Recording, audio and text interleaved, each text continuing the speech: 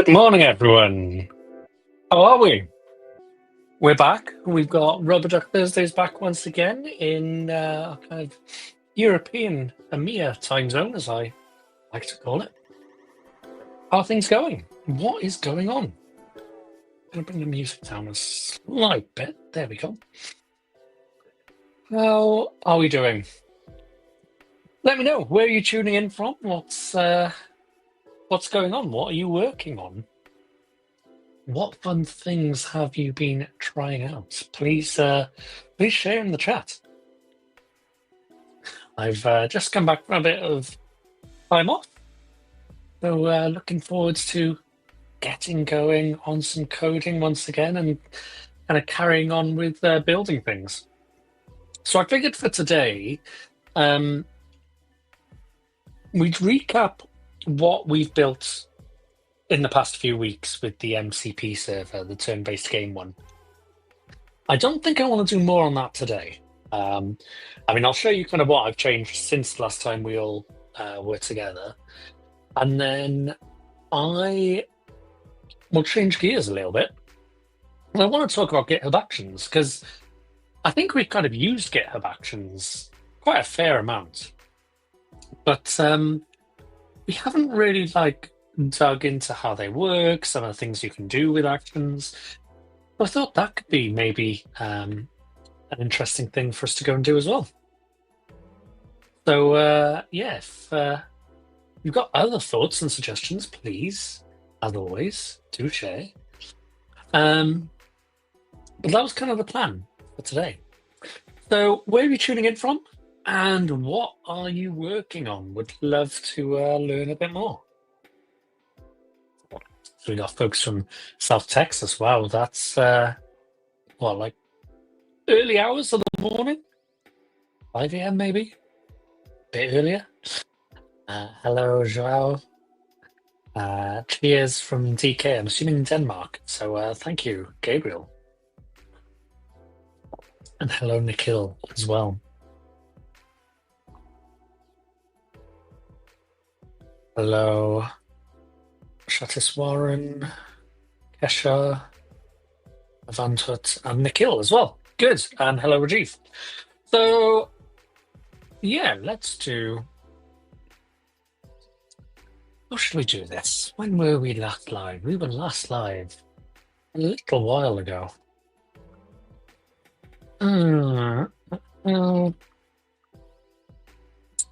Kind of checking how long ago. It was a good few weeks.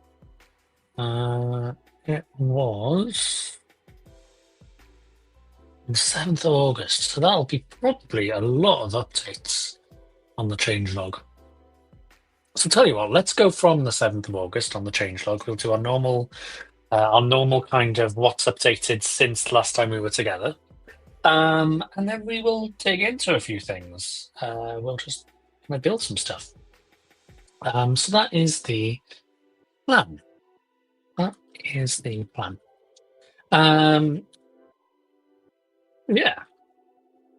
So I'm just going to get another browser going here. Good, and we're good to go. Let me switch my screens over. And we can get going. Only one sec. There we go. Good.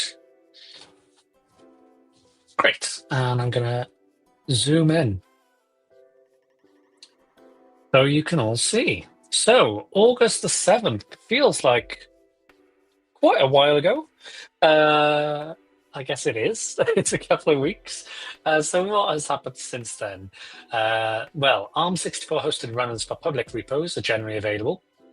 So if you're building anything which maybe you need to compile things for ARM, maybe like some kind of cross-compatible across our operating systems CLI or some kind of specific tool, great news, you've got ARM64 hosted runners for public repos now available. GPT-5 came into public preview in GitHub Copilot. That was 2 weeks ago. A lot has happened in 2 weeks. Single sign-on banners consolidated across GitHub. I think it's because I Did I read something about simple in the chat a minute ago? I don't know. Anyway, consolidated across GitHub. Cool.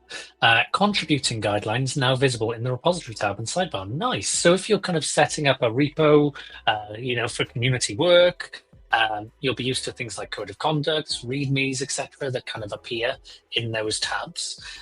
Good news, contributing guidelines now appear. Great to see. Default tab size changed from 8 to 4. GitHub Copilot and the VS Code July release. Let's take a look at that because there's normally a few things in there. This was a big one, actually. Chat checkpoints and edit workflow. Big fan of that because now when you're going through your chats, you can kind of choose a checkpoint to kind of roll back to if you want to, and kind of return to that previous point. So that's nice. The UI improvements to enhance focus, more reliable terminal and task interactions, task lists and agent mode. It's experimental, but I have been enjoying that. Tool grouping for large tool sets, and dedicated coding agent sessions and chat sessions as well. So yeah, all pretty cool stuff. If we jump over to the VS Code pieces there, this is what I mean by the chat checkpoints. So you'll see this kind of little checkpoint button now in VS Code, and you can kind of restore the workspace on the chat to that particular point. Tool picker improvements, so you'll notice that there's kind of multi-selects there now as well. Tool grouping, tracking progress with this task list. I'm sure we might see that today. What else have we got? That's support in chat. That's pretty cool. MCP pieces there.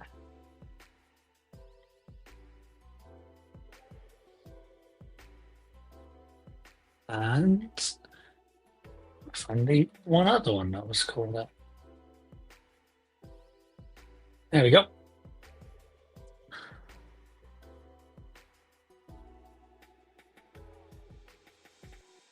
So yeah, you can manage the coding agent sessions there in the chat editor as well, which I thought was quite nice. Cool. And you can provide follow-up instructions from chat. Nice.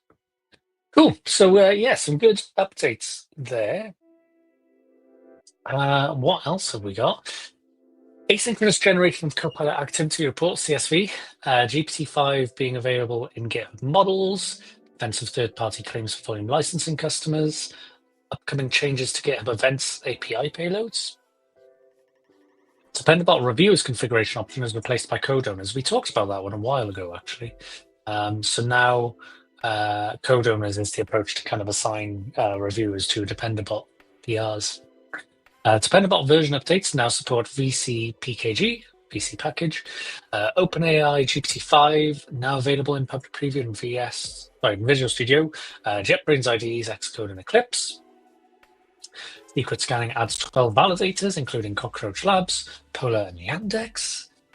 Copilot Spaces supports adding entire repositories. This one's kind of cool. I haven't seen this yet. And if you wanted to kind of take a look and follow here's the link. gh.io/rdt/changelog. And you can go check out all the latest and greatest there that we're taking a look at here as well. But you can now add entire repos to your spaces, get them running faster when you're exploring unfamiliar code bases. Quick exploration, cross-cutting features, one-click setup. Cool, good stuff. Good to see. What else have we got? Oh, I need to go back like that. There we go. Good. Right. We talked about that. GitHub MCP server. Yes, I am super fan of some of these things that have come out.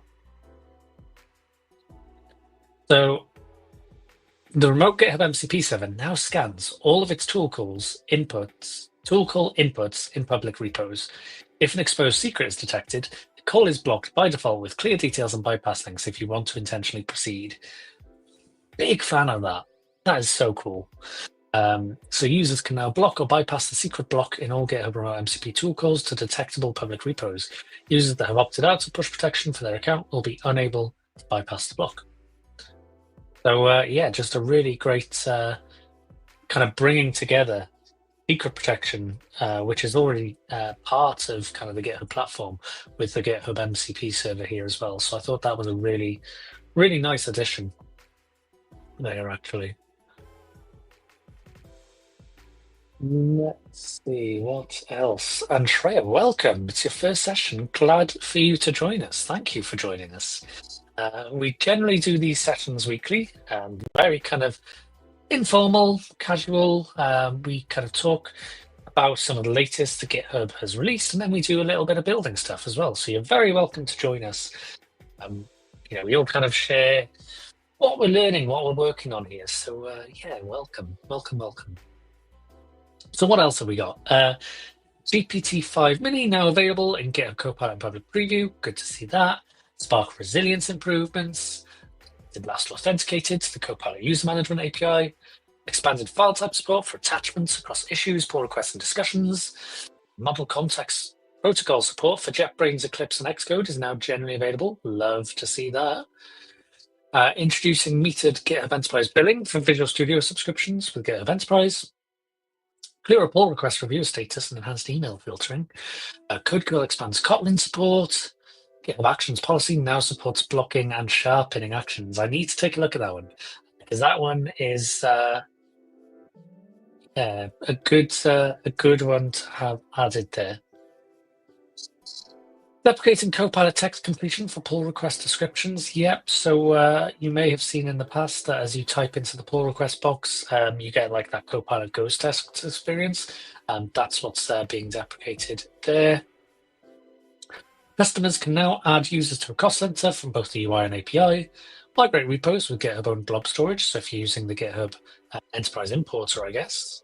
Yeah, you can now use GitHub owned blob storage. You don't need to provide GitHub Enterprise Importer with shared access keys or the storage account you own. You can now use set migrations can now be performed by uploading repository archives directly to github.com or gh.e.com. So there we go. One less, I guess, overhead or dependency there you need to consider. Dependabot now supports Rust toolchain updates. Great to see that. The agents panel is now launched, so you can now launch Copilot coding agent tasks anywhere on github.com, and you'll see this kind of at the top of the GitHub UI. We'll see that in a little bit. Secret scanning, configuring patterns in push protection is now generally available, so that's again a nice quality of life update there. Gemini 2.5 Pro is generally available. Sunset notice for Copilot knowledge bases. So there we go. The recommendation is to use Copilot spaces instead if you've been using knowledge bases. So good to know on that one. Copilot generated commit messages on github.com is in public preview. This has been a nice quality of life addition there as well. Dependencies on issues is pretty nice.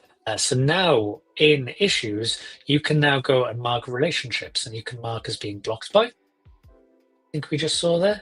Yep, so it blocks by something. Or you can see in that screenshot there that we're blocking something else then as well. So good to see that.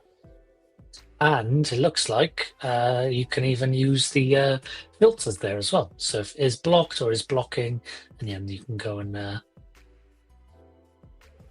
see those relationships pretty quickly.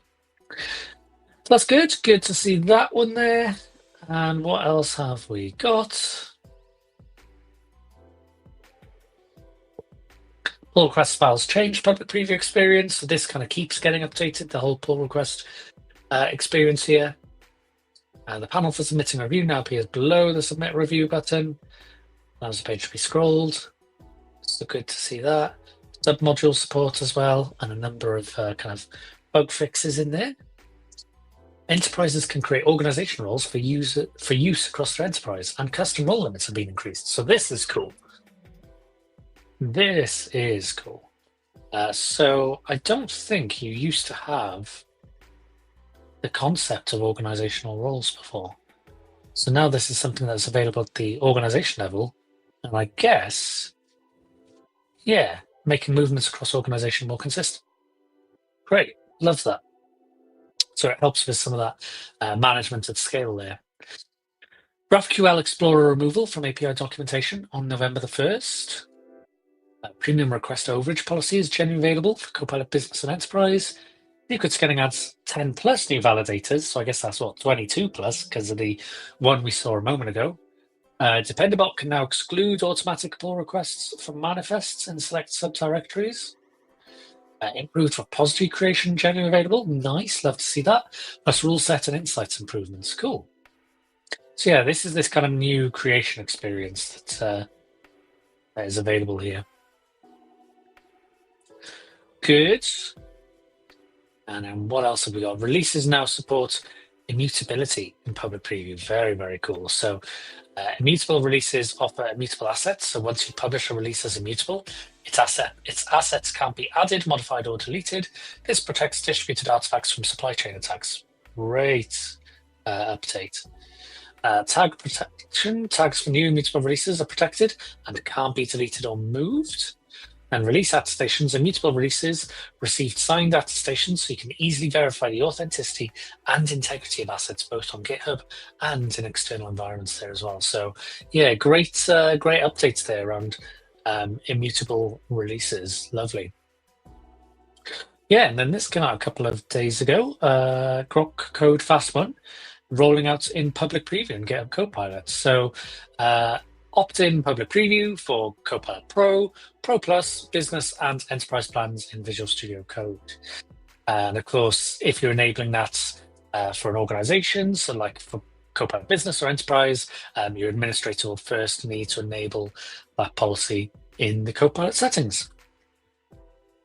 What else have we got? Secret risk assessment is generally available. So good to see that. Template URLs for fine-grained paths and updated permissions UI. So if you've kind of been using paths, there's now a deep link into the kind of paths creation experience, I think, if I remember rightly. Yeah, find the state management page to be improved. Switching, TDD. Yeah, paving a path to easier token creation. This is what I meant. So with the new query parameters, you can now construct a shareable URL that captures permissions, resources, lifetime, and details for a token. That's pretty nice. Like to see that. What else have we got? Copilot Coding Agent is now available in GitHub Enterprise Cloud with data residency. Great. That's a great update. Code completions now use the GPT-4.1 Copilot model. Cool. Great. I'm sure that's one that we'll be able to have a look at. Copilot Code Review, generally available in Xcode. Great, and new admin control. If you're using Copilot Code Review, there we go. It looks like there's now an experience available.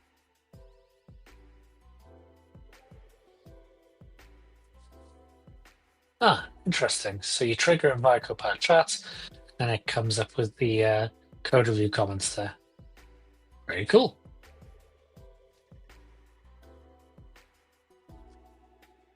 And what else have we got? Independent control, turn Copilot Code Review on or off separately. Image transition. Cool. Preview, users can opt in to try new CCR features early. Cool. Great.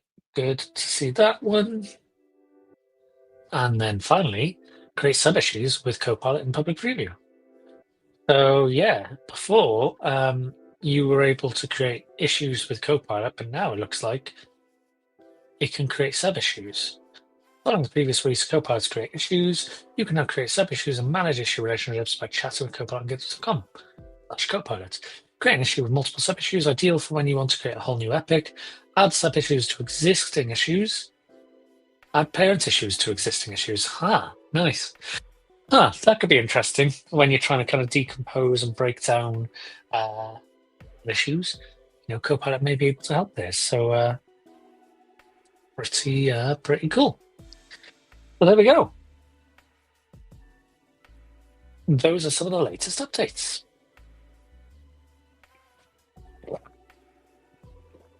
need to take a drink after that because there was a lot to go through. All right. So, what do we want to do today, folks?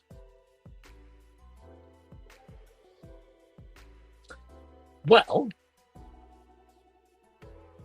I thought I would show you very quickly what I've worked on since last time. So how we kind of built upon our MCP server implementation. And then we'll dive into some actions work.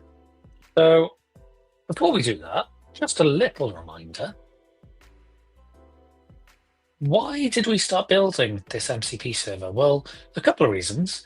One was just to have a project which kind of helps show how Model Context Protocol works. So just kind of an end-to-end implementation and something to kind of show and tell in demos, that kind of thing. But the other reason was because we have this hackathon going at the moment called Love of Code. So gh.io/love-of-code. It's open from July 16th till September the 22nd. There's a number of different categories like hardware-based stuff, AI-based stuff, command line-based stuff, gaming, web app, kind of worldwide wonders, as they call it, and kind of a everything else kind of category. So if you want to get involved, take a look at this blog post, gh.io/love-of-code. And I was kind of building this MCP server just as a bit of an entry for all that, really. Yeah, so go and take a look at that. Obviously, there's terms and conditions. You can go and see those on the post there as well. But yeah, that is worth taking a look at. And we have started as well, by the way, while we're kind of talking through things here. We have started publishing some posts as well from the last few sessions. You will have seen this from kind of some of the previous sessions that we've done, but I think this is interesting on the Model Context Protocol one. So I kind of talk through why Model Context Protocol matters. I talk through kind of the turn-based game MCP server that we've been building, the architecture that we've been building here as well, the Next.js front end, the API backend, the MCP server implementation, some shared libraries there as well. And then we've got some screenshots, some code snippets, and some videos as well going through that. Kind of talking through the important pieces around, what tools are, what resources are, what prompts are, for example. So examples of MCP servers and considerations and some next steps then as well. And obviously that's what we'll be covering a little bit here as well. So there we go. That is that one. Do I have an easy link to share? Bear with me whilst I go and dig one out.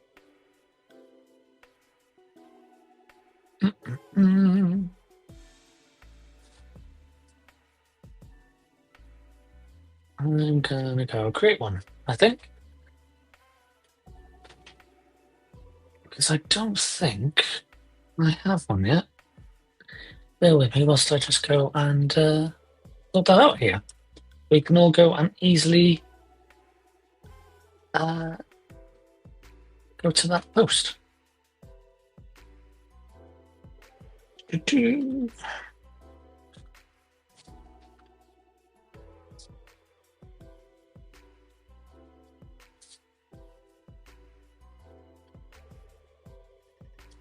Date to be 20th of August. Cool.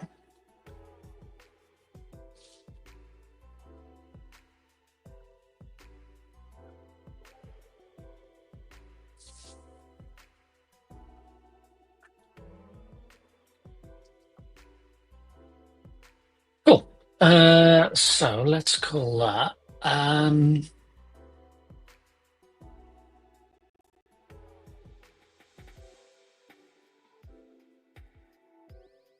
Oops.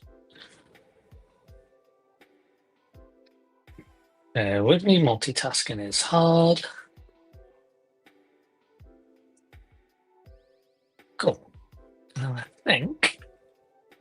try that one out. There we go. Right, I'm gonna bring that as a banner here. And we'll be good to go.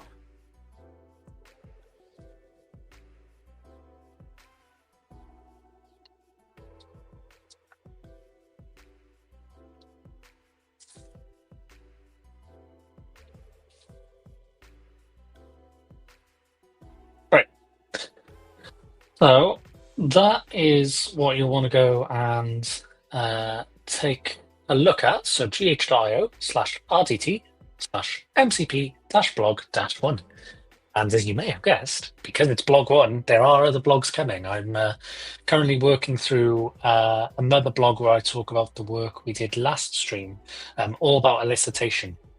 What elicitation is in MCP, Model Context Protocol, why you might care for it, and actually that's a really good transition into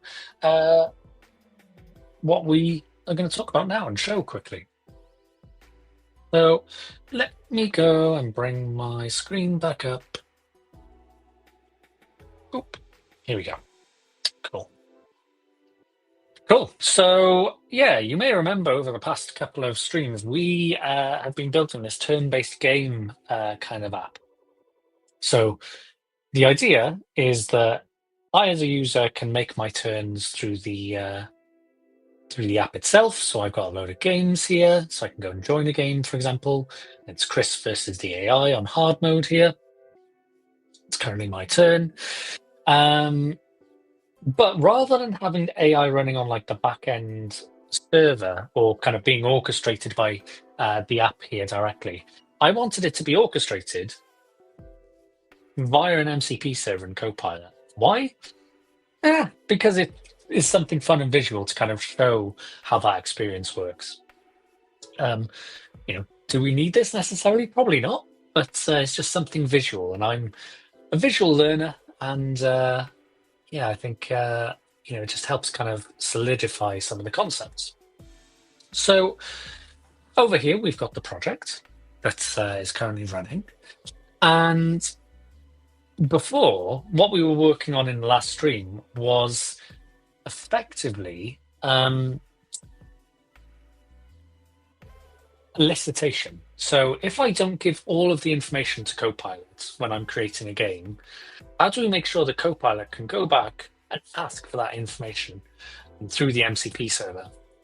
And we had a bit of a bug, when we kind of implemented it last stream, that it would just always ask for the information and it would ask for everything. But what I've implemented since then is it will be really kind of targeted in terms of what it's kind of asking for there. So let me just go and check that we've got our tools installed, which we do. We've got the turn-based games MCP server there. So I might say something like, create a game of tic-tac-toe, please.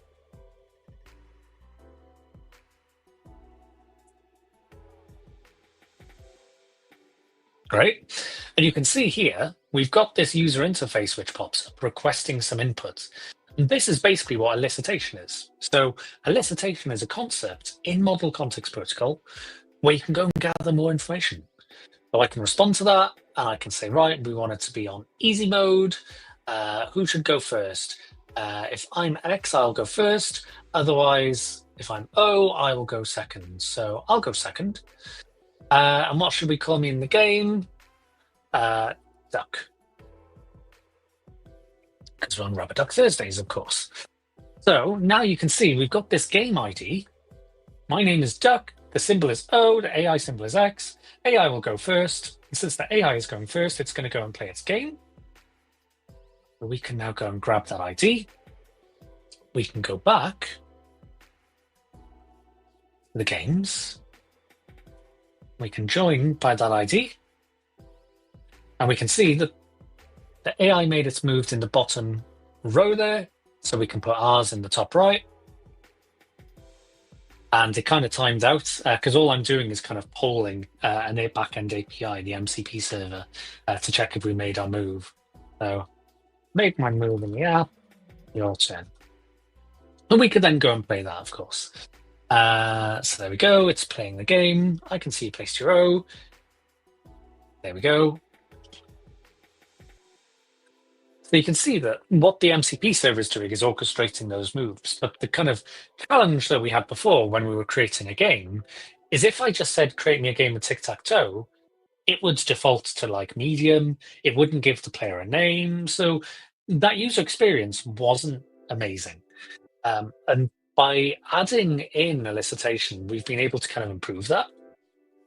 So we can go and do the same thing again. So create a game of tic-tac-toe, please.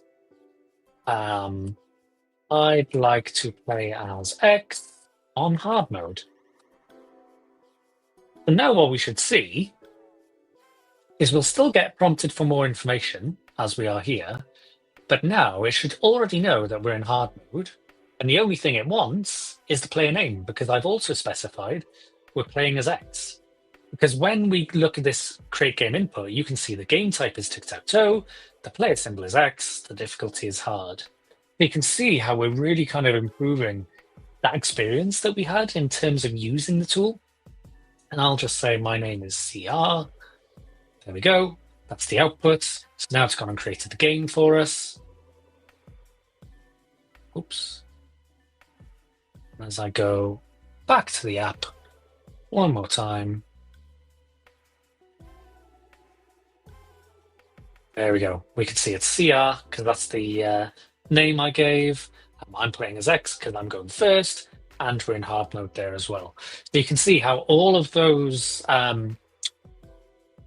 preferences have been passed through, and we've really focused on that user experience by kind of figuring out what has the user already given us and what do we not have access to that we need to ask the user for. But this is really what elicitation is. And you can see how we've kind of improved that since the last session. So there'll be a blog post coming out about that one as well. But I just wanted to kind of show that super quickly before we jump into anything else today. So that's that. Good. So let's jump across then to my next thing. But let me just rearrange some windows quickly. I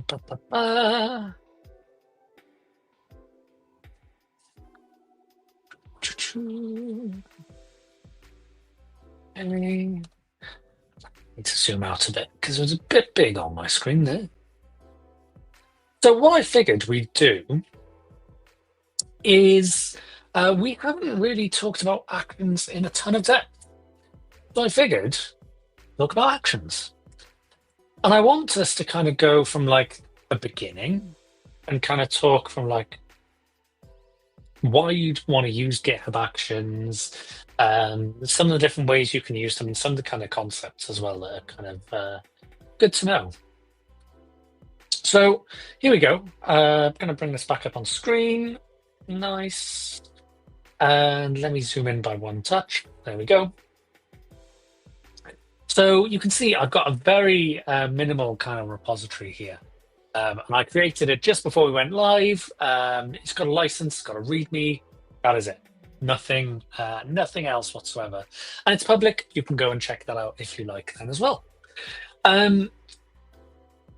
So first things first, if I configure my code completions, because there was some questions on that, you'll see on the top of my VS Code here that we've got this little Copilot icon. And we can go and select this drop down and we can open chats, we can go for quick chats, but we can also configure code completions. So someone was asking how you can change the model for code completions.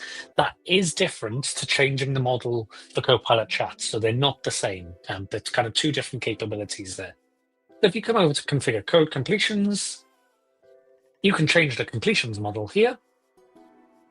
And you can see the options that you have available. Yours might look different because obviously I see some internal things here as well. But you can see GPT-4.1 Copilot as it was announced in that changelog just that we read a little bit earlier. So the way that's, in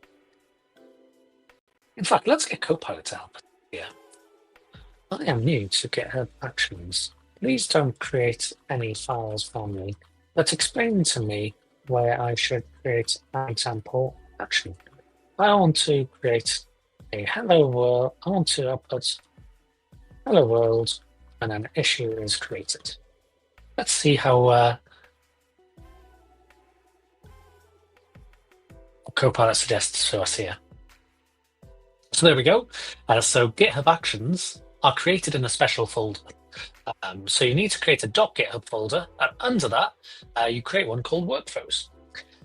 And your workflow file typically ends with an extension of YAML, so that's either YML or YAML. And you can see that's kind of how the structure looks like. And it does give me the full example. I'm not going to go for the full example there just yet. We'll ignore that for now. So let's go and create that folder, .github, workflows, and we'll call that first example. There we go. The reason why I didn't want to copy that in first was I wanted to, oops, bring that back up. I wanted to, there we go, install the GitHub Actions extension, which you can see here.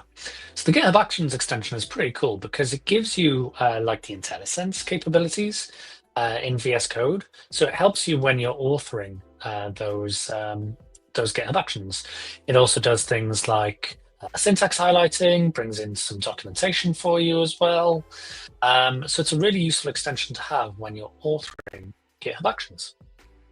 So I need to go and sign in. So I'm just going to go and bring that off screen 1 second.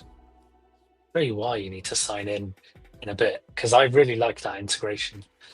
You don't have to sign in to get like the capabilities for the IntelliSense stuff, the syntax highlighting, but using the extension, you can actually see workflow runs in VS Code. So that's why you would need to authenticate if you want to. So there we go. Right, that's installed. I have authenticated that. But now, if I do what I'm pressing on my keyboard, by the way, is Control and space. You can see that we get this nice kind of pop-up showing some of the properties that I can go and use. So first off, I want to name this. So very quickly, GitHub Copilot fires into action there. So it's taken the context of the file name, first example. So I'm actually just going to call this my first workflow. I'm going to do my control space again, and I'm going to say on, and then we can specify what we want to go and happen there. So we can go and say on, and I can specify issue. I can specify the type has been opened. Looks like we got some syntax highlighting, and that's okay, because it's telling us we haven't yet added the jobs property, which is literally what we were coming to next. So you can see we've got my first job. That looks good to me. And this is Copilot helping us out here. It runs on Ubuntu latest. And we could go and use these steps here. It looks like it's giving us an older version of that action. So we're just going to go and update that one there. But actually what I'm going to do, and what is a bit of a pattern of what I like to do here, is I'm going to just copy that hash, because I like to pin to the SHA rather than the kind of tag number. So just like that. So it looks like there's something wrong here. And that you can see, all I've done is control space. That extension has helped me debug before we even go and send that out, try that workflow out, that we've got a typo here for issue. And we could either do issue comment or we could do issues itself. So I'm going to go with issues. But think about this as like the kind of almost like the parent area thing that we're triggering on. And then we can specify based on subtypes. So whether the issue is opened, whether the issue is closed.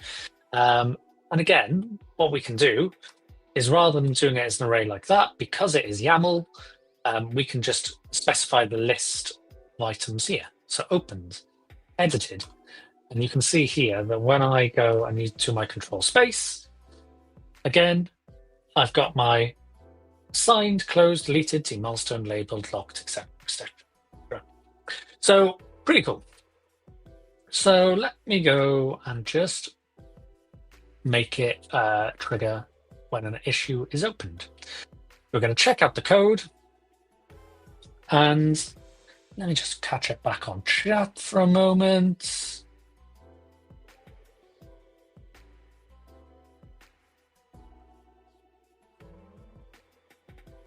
So LinkedIn user, I'm not sure. I don't see your name, unfortunately, but I'm not sure what you mean by Copilot Matrix API. Not something I'm familiar with. Hi Yari, hi Farhat, hi Tipana, hi Dr. Luxi, good to see you. Hi Harsh, hi Sainan, Rinavas, Peter, Youssef, Avadut, Amith, Nikhil. Good. Narendra, hello. Wapna, just want to check. The session will be available on YouTube. Yes, it will. And it looks like you're coming from LinkedIn. At least I can see on kind of the chat that I see here. Yes, all of our live streams stay on YouTube. I think you can also access them from LinkedIn as well. But yes, they are available on YouTube, though, to your question. Manoa, we've actually got folks watching across different platforms. So we're not just live on YouTube, we're live on Twitch, we're live on LinkedIn as well. Baran, hi. And Chinamarim, nice to have you here as well. Thank you for being with us. So yeah, just to recap then, we have created this example GitHub Action workflow. We installed the GitHub Actions extension, and we were using the kind of IntelliSense capabilities to help us kind of debug with the syntax highlighting, with the control and space on the keyboard to understand what properties are available on the schema there as well. So what we've created is a workflow where when an issue is opened, it will go and run on an Ubuntu latest runner. It'll check out the code. And that code, by the way, if I just jump back to the repo, we're pinning to a specific SHA, so a specific git commit SHA. So that's what this long kind of string of numbers and characters is. And then we just run hello world. Yeah, we're running some kind of terminal output. Now I want you just to take a careful look at this line here, line 11. Actions / checkouts, and then the @ and then the 08, etc., etc., etc. There's something pretty cool about this. And that is, this is really just referring to another GitHub repository. So this GitHub action here, you'll have seen that the repo that we're looking at here is action / checkout. And that refers to this part of the user's identity here. But then this later bit is either the tag or the git char. So we can specify what kind of version of the code base we want to use as that action. And then the beauty is that we can use things like Dependabot to keep those GitHub actions up to date then as well, which we might go and have a look at while we're here. But there we go. You can see we can check out that code. We can echo that line. So that looks good. I'm just going to go and create an example issue workflow. Good. As we jump back to our repo, refresh that, we can now see when we look over in actions, we've got the my first workflow there. So that was the name that we assigned in code. So when I go and create an issue, my first issue, create that, we should see, hopefully, that a GitHub action has been triggered. There we go. So this is the beauty of GitHub Actions is, yes, you can absolutely go and trigger based on issues. You can trigger based on code. You can trigger based on so many different things. So we could even go and say something like, issue comment, for example. Depending on what we're doing, we might not even need to check out the code from the repository either, but we could go and do that again. And if we wanted, we could even go in one of these, oops. Let me try this.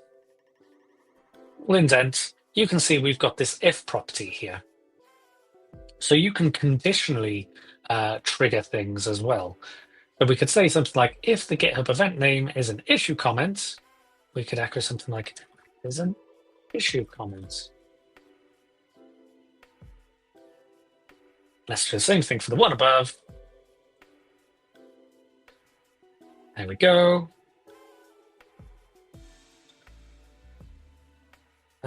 Issue comment was created. Now I know this is really kind of trivial, but I don't want to kind of go into too many like domain specifics of like certain apps or languages, because I just want to kind of show the the kind of concepts of actions here. Let's go and make that. There we go. Good. I believe created is one. Yes. Now I'll check that because I didn't check. Yep, we're good. Right. So as I now go back to this issue,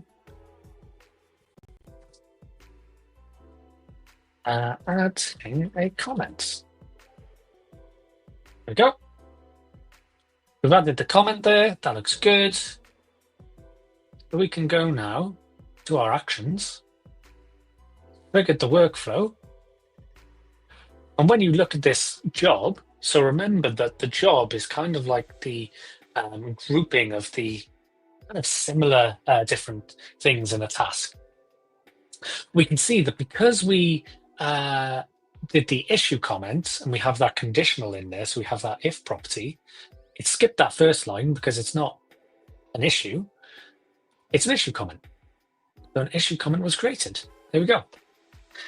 So why might you use something like that with issues? Oops, let's go the other way. There we go. You might want to go and automate things in your repository. So welcoming users if like it's their first time contributing, maybe doing some kind of triage process automatically. There's lots of different reasons you might go and do that. So let's also go and do something else. Jobs. A workflow, so the GitHub Actions workflow overall, has one or more jobs. They can run in parallel, or you can order them. So if I just go and say my second job, we'll go and say runs on Ubuntu latest, check out that code. Instead of that, I'll do something like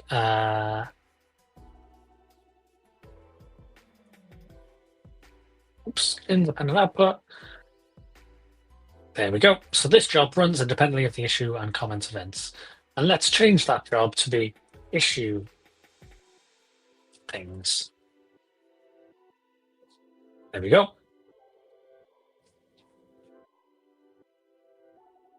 Go and trigger that one.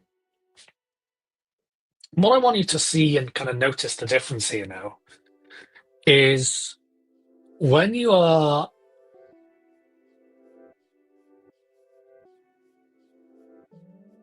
we got a problem here, haven't we? We got a problem here, which is I could go and create another issue or an issue comment to trigger this workflow. But until then, it's not going to trigger this. So this isn't strictly true. Let me go and add another thing here. Again, I'm using control space to get access to those available properties. And we're going to go for workflow dispatch. Let me just mouse over that so we can see what it, oops. What it does. Basically, you can manually trigger a workflow. So if I go back to the UI, right now you will see there is no way in here for me to manually trigger that workflow run. Whereas when I go and add that as a trigger for the workflow,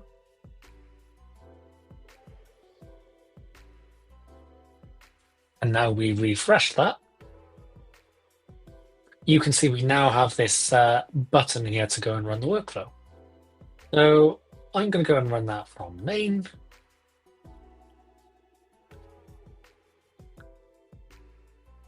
And you can see in parallel, we've got these two different jobs. So none of the things ran here for issues because we didn't trigger that workflow by using, by creating an issue comment or anything like that. But we should see, oops, there we go, that the independent output did work. So that did, so that's good. But there are times when you are, writing some of these automations and these workflows that you might want one thing to depend on another. And it is possible to do that. Because by default, you've seen that the issue job and this my second job run in parallel. So let's make this maybe a bit more concrete. Rather than talking about issues and comments, let's create a new workflow. I'm going to create a separate workflow called CI. We're going to say on push branch main, and on a, okay, got it there. There we go, on a pull request to main. I'm also going to make my spaces 2, by the way. No, I'm not. I'm not going to bother changing that midway through. There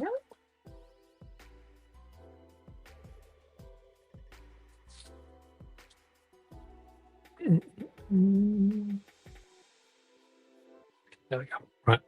Pull request branches main. Yep. So I bet if we hover over that right now, yep, you will see that we're missing a required property, jobs. So good. So we'll go and add that. And let's think there may be like certain steps that you want to go and run through.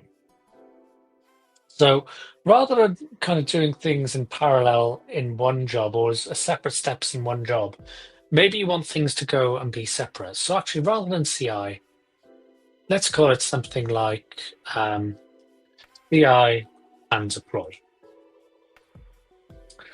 We might have a job for build test. And in there, we might go, I like this. This is nice. It's remembered. Oh, or it had remembered. There we go. Let's go and do that one. Depending on what app we're building. Oops, let me go to this. You might go and run a build step, for example, building the project.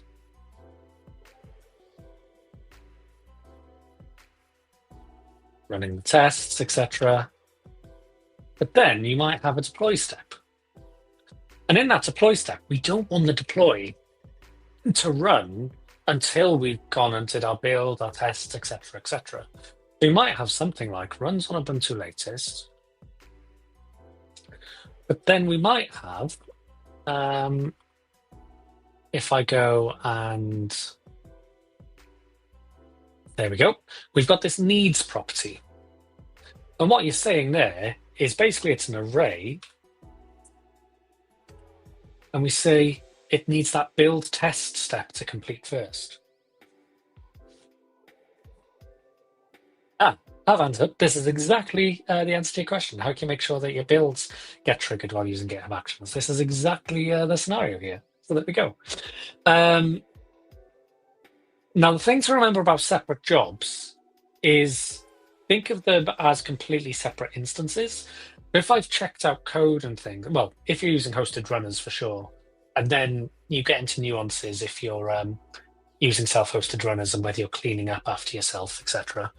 But generally, I like to think of separate job, separate instance, and I need to kind of start from scratch. That's kind of the kind of mantra that I go with. So that's why, again, on this one, I would check out the code again, and then I'd kind of run some kind of deploy steps that could be using some kind of cloud GitHub action to go and deploy to a cloud provider. It might be just going and authenticating to whatever service internally, etc. So now the difference you'll see with this workflow is a couple of things. This will now trigger on any time that we push the main or have a pull request targeting main. You can also go and filter by the types as well. So whether it's just a pull request being opened, etc. You can also filter by paths as well. The reason that is important is if you have like a monolithic repository, so maybe you have your front end written in, I don't know, some kind of TypeScript, like Astro or Next or whatever, and maybe you have your back end written in Go or Ruby or Rust or whatever. So if they're both very separate kind of build systems and you want to kind of have them as separate processes, then that's where you might use something like path filters there then as well. There you go. So the difference you'll see on this one now is that these two jobs won't run in parallel. Instead, the one job will run first, build test, and then deploy will run, because we've added this needs property right here. So add an example CI and deploy step. There we go.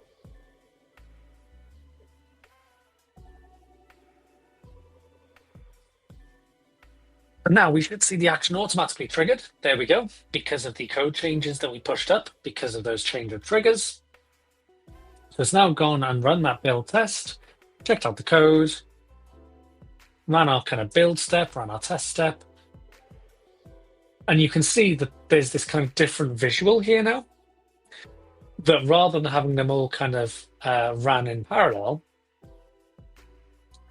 you can run them one dependent on the other. So this deploy step wouldn't run until that build test stage has completed, that job has completed.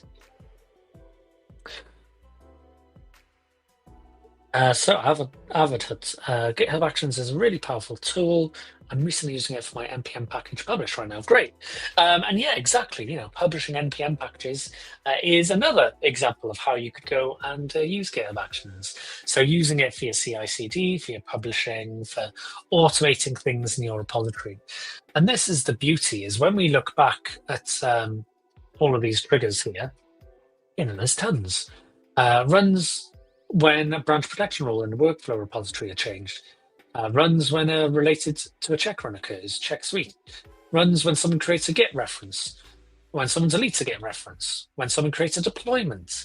And deployments are related to environments, which maybe we won't cover that one today. But when a discussion is created or modified, discussion comments, when someone forks a repository, labeling an issue, for example. Oh, sorry, when a label is created or modified, I should say. Labeling issues would be a subtype of issues. Milestones, projects, etc. You can kind of get the point. There's so many of these different triggers that you can then go and use. So yeah, they can be very, very powerful. So what next? Let's go and do another thing. I'm going to copy this workflow. I'm going to just call this matrix build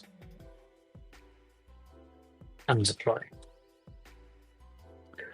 And this time, rather than building for like one system, so imagine that we had to go and build on Linux, on Windows, on Mac OS, on Node version 16, Node version 24, etc.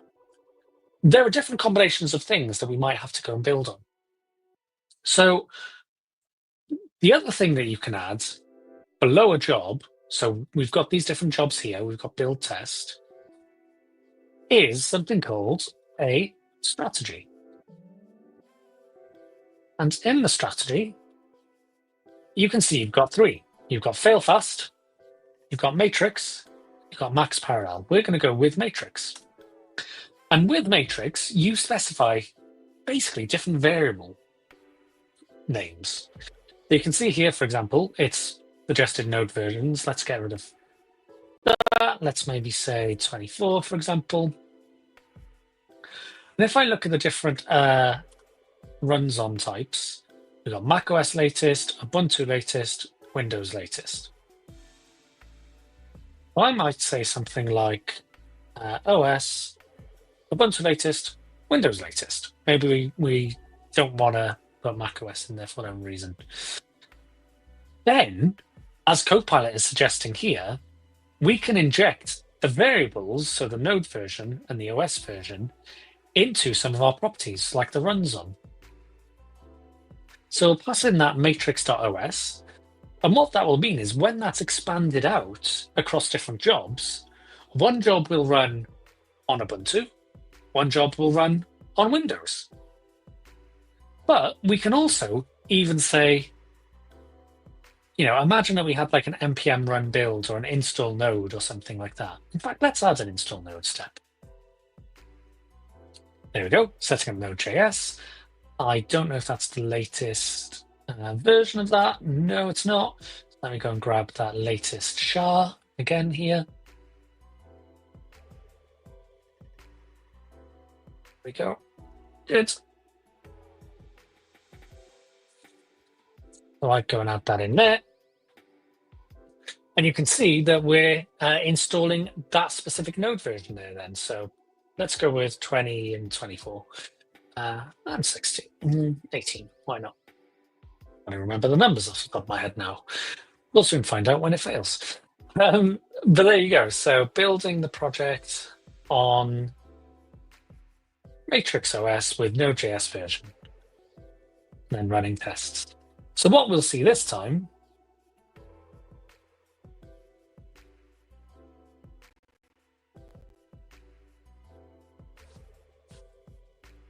is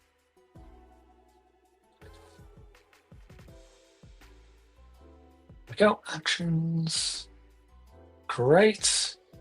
So you can see the two of our workflows have triggered now, by the way. The CI and deploy one, which we need to give a nicer name, because on the left-hand side, you see it's not really displaying well. And also underneath here, but also the matrix build and deploy step. And the reason for that is both of these files have the exact same trigger on a push to main, pull request to main, on a push to main, on a pull request to main. So all of those workflows will trigger because we've updated some files in the main branch, and therefore the GitHub action workflows trigger. If we go and take a look at this matrix build one, you can see that in this matrix build test, we've had 6 jobs which have run. One using Node.js 18. Oh, there we go. I'm getting a pop-up there for the top one, for the bottom for some reason. But anyway, one for Node.js 18 on Ubuntu, on Windows, Node.js 20 on Ubuntu, on Windows, and Node 24 on Ubuntu on Windows.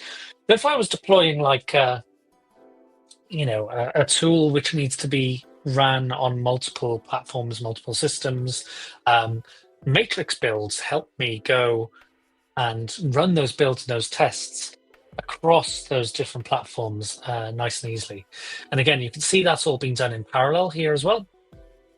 Total duration of that running was 35 seconds. So, nice and speedy to get that validation. I can tell you with 100% certainty, I could not manually go and build, test, and then deploy in that amount of time. Now, I know we're not really doing any of those things, but if you think about it, though, we are checking out the code, we're installing Node, and then, we're not actually running any build or tests, we're just echoing at this point. But again, I didn't really want to complicate the scenario. I wanted to keep it as simple, just to focus on the action side of things. So yeah, building the project on Ubuntu latest with Node.js 18. So you can see how these kind of concepts come together and can really help us out in building those things up. So let me build across platforms and deploy. Name.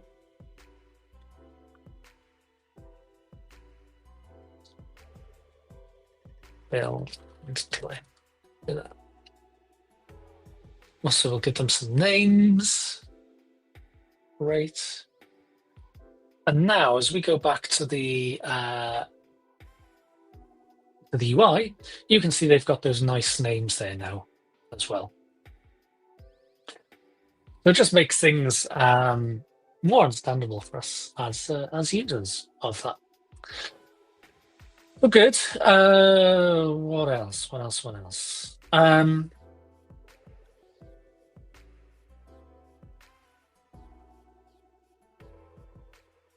When we are using a GitHub action, so like this checking out code one here, we talked about the fact that we've gone to the action/checkout repo. But then we can also specify some properties here. So again, continue on error is one that we can use. So prevents a job from failing when a step fails. So if this particular step fails, don't fail the job, just carry on going through. You can set some specific environment variables for the step if you need. In fact, we'll talk about environment variables in a sec. But the one I wanted to talk about was this with property. And you use this one on any GitHub actions. So like action/checkout,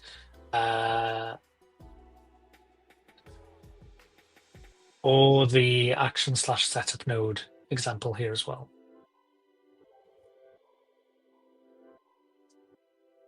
And I don't think you get the entire sense with this part. So this is where you then need to look at the docs for that particular action. So I can scroll down, and they've got this README on the repository. But if they don't have the README, that's okay. You can also take a look at this action YAML file. And in there, that is the schema effectively for that particular GitHub action. So these are all the things that we can go and specify. So the repository name, a ref, a token, etc., etc. So yeah, there's that's how we could go and configure that if we wanted.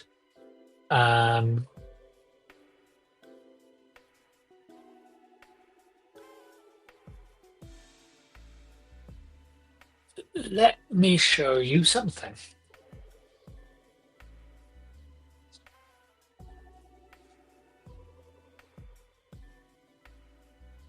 Repository. So GitHub Actions can do things based upon like some kind of scope. And typically that scope is scoped to the repository. So what could I do? Have I got another repo that I'll think of an example, but my brain is not working. Essentially, if I've got like a private repository that I wanted to grant access to, I'd need to make sure that that GitHub Action Runner has access. It wouldn't be able to because the default scope is scoped to, I think, read or write permissions depending on what you've configured in the repository itself. So if I gave like my private repo, for example, wouldn't be able to necessarily go and get that. Oh, what have we done there? Oh, we just added a blank line. What else? Curious, because we've got a few of you in the chat. What are you using GitHub Actions for? And what's kind of a good tip in terms of how you used GitHub Actions? So I'm going to do one.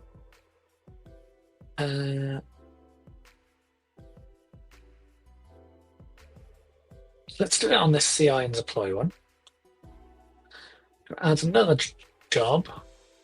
I'm going to say, oops.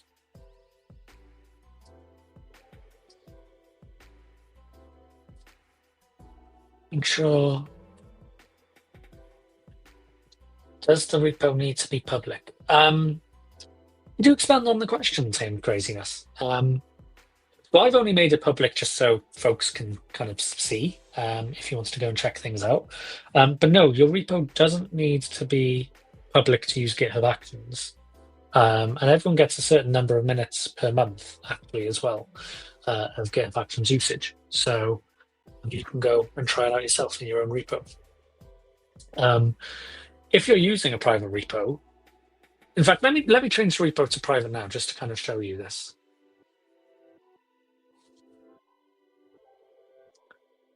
Change visibility to private.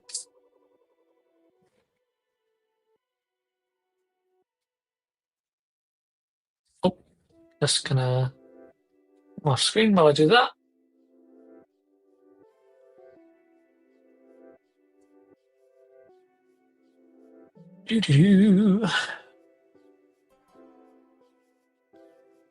Okay, cool. So I've just made that private. And if I go back to the code, oh, what am I doing? Code's over here. And let me do this. Ensure dependable exists. I'm just going to add some more jobs.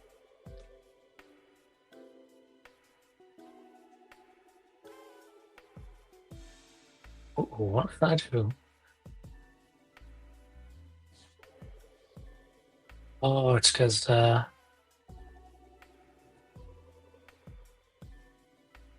see. We've had some indenting go wrong here. Let me just reverse this a sec. Right.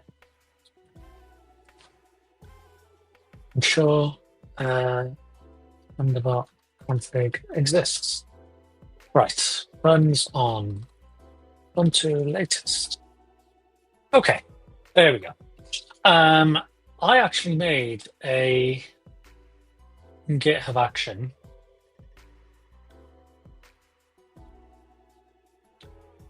Maria, I'm going to ask you to stop spamming the chat, please.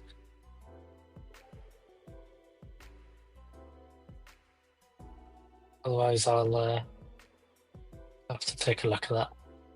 Thank you. So let me see here.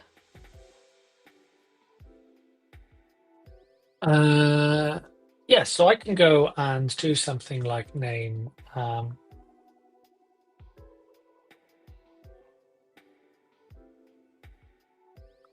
do something like this. And no, I don't want to do that, but thanks Copilot for the suggestion. I want to go and do Chris Robington / it's not that, it's validate dependable. I think. I don't remember now. Nope. Bear with whilst I find it.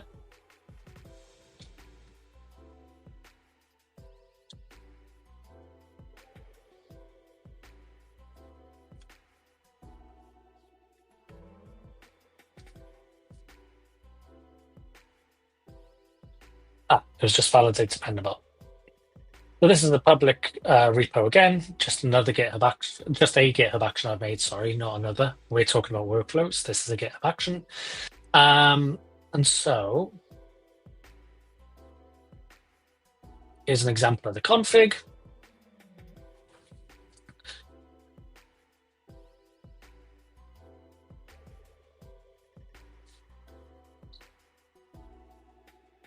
So again, I'm just going to go to 0.0.6, grab that SHA.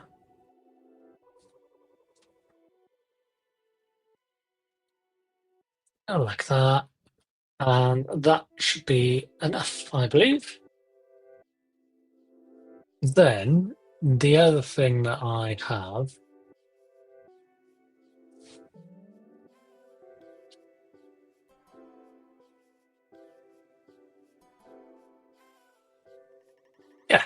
there we go. So let me go and run that.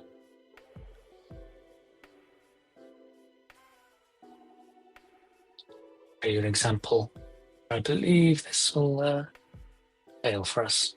But yeah, you can see that the GitHub Actions will carry on running, the workflows here.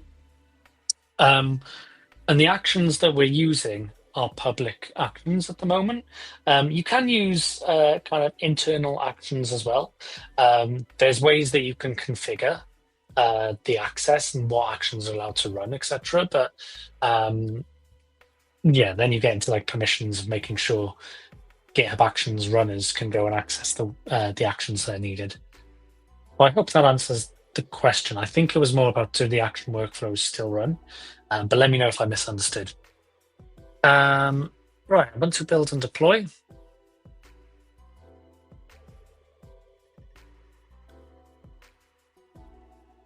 Interesting. Do I need to go and update my...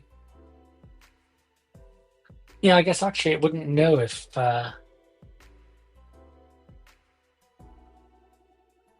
think I found a bug in my action.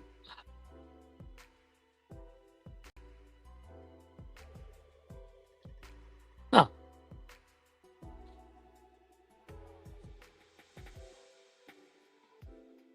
Yeah, because I guess I'm looking for, I think, files. Anyway, wasn't the best example. Never mind. Never mind. This is how you tell this is live. There we go.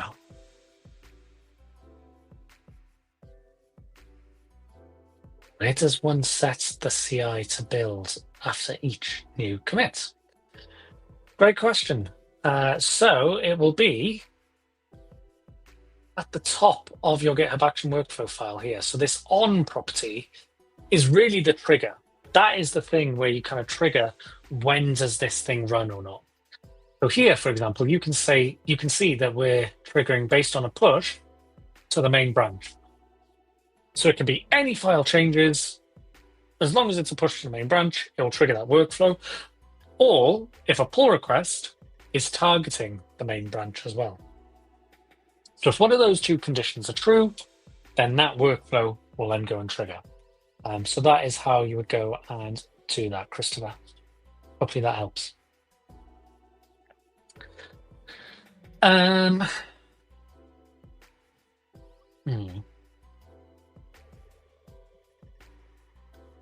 Don't want to go on a tangent, but I'm just curious about something really quickly. I'm just going to look at my action that I made and how I implemented.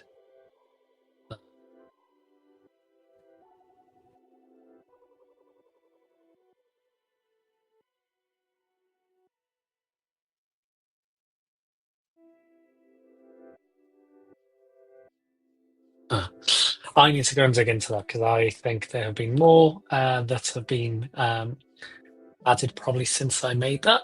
I thought actions was around then, but anyway, I will dig into that. Because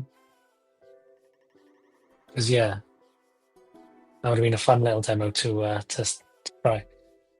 Right, where does one set the CI to build it? Can more distros be used in a CI other than Ubuntu? Yes. So there are several hosted options, as you can see here. So different macOS versions, Ubuntu, Windows.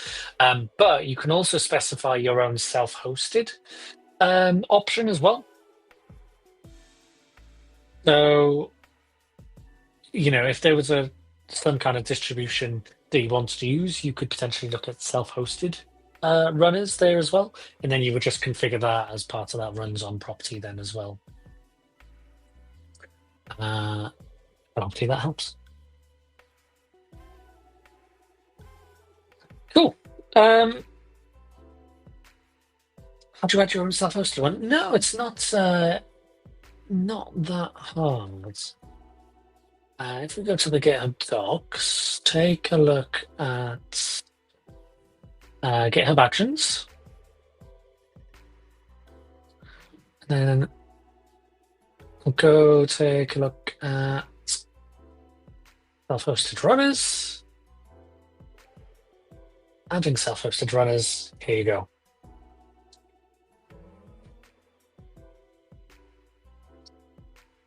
So yeah, you can see that you go into settings, actions, click on runners, new self-hosted runner.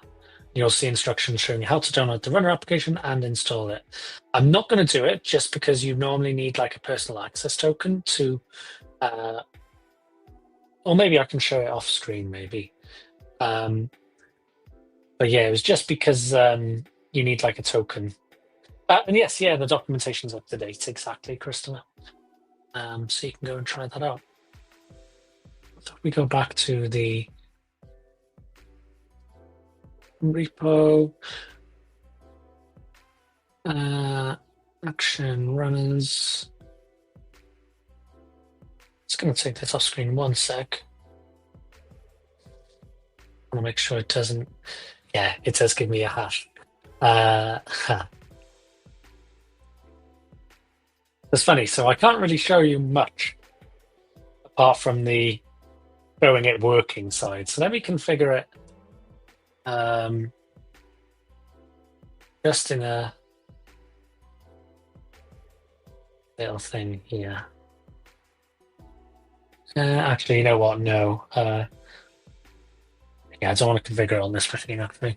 But yeah, if you go through and do that, that'll be the way that you can go and do that, basically. Yeah. Okay.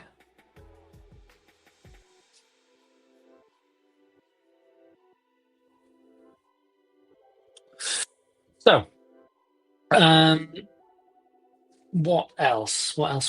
I think does it apply to get a free account, or do I need to subscribe to a pro plan? No, a load of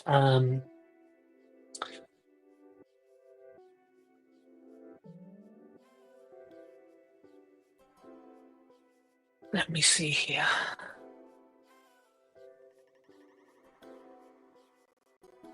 There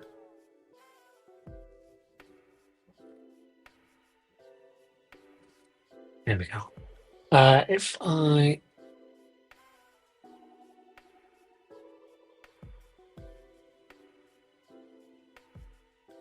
bring up this, there we go. You can use GitHub Actions for free. You've got a certain number of minutes per month. You get more depending if you have like a GitHub Pro or GitHub Team or GitHub Enterprise Cloud.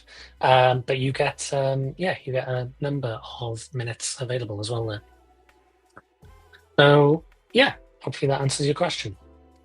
I'm conscious of time. We've been going for about an hour and a half, and I think that's probably a decent place to kind of pause and stop before we go into like very kind of deep territory for different pieces. Um, so I think we'll pause there for today, folks. Um, the what do we want to do? Probably be back again same time next week, I suspect. We can carry on talking about actions if folks want. It feels like it's been a good conversation. There's been lots of questions in the chat as we've gone through. And yeah, I think let me know if this has been useful, because we can do more on actions. We can, build out a workflow for like a certain app rather than keeping it very high level. And yeah, go from there. But otherwise, we have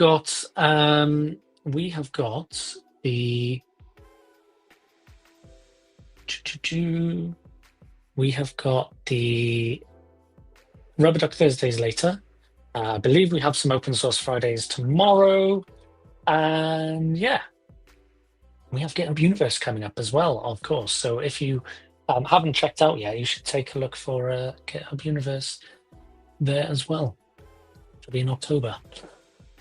But I think that's about it for today, folks. I'm not sure I have an answer to that question, Christopher, about the web UI being translated. I'm not aware of anything on that front, I'm afraid. But yeah, so there we go. Please tune in later. Please tune in to some other bits and pieces. And otherwise, I will see you in our next stream. Been fun to talk about actions today, folks. So thanks for tuning in and see you all soon. Bye for now.